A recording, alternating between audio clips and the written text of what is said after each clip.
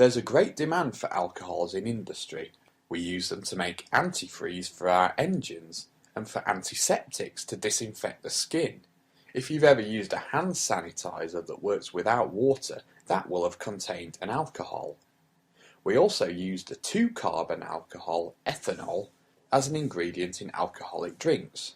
The alcoholic drinks industry is huge, and making beer or wine requires science. The process for making alcoholic drinks is called fermentation. The reactant in fermentation is sugar. It comes from natural plant extracts, barley in beer making, and grapes in wine making. These sugars have the general molecular formula C6H12O6. Fermentation converts them into ethanol and carbon dioxide.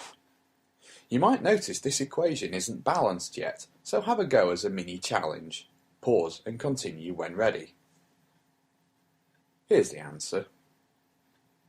The problem is, this reaction happens far too slowly to be of use to industry, but it can be catalysed by the enzymes of a naturally occurring fungus called yeast. Let's move on to our second route. This one also makes ethanol, this time from a hydrocarbon called ethene. You might have come across it in our videos on hydrocarbon cracking. Here's the ethene molecule and its molecular formula. Here's the ethanol molecule from before. Now look at the numbers of each atom on both sides. Can you think of a very common molecule we can add to ethene to produce ethanol? Again, pause and think, then resume. Well, the answer is the good old water molecule. It's reacted with the ethene in steam form, and the ethene double bond breaks open, allowing addition of H2O. Phosphoric acid is used as a catalyst. Note that ethanol is the only product in this reaction. The ethene route is faster and more efficient as there is no waste product formed, only the useful one. Fermentation also yields carbon dioxide, which isn't useful to us.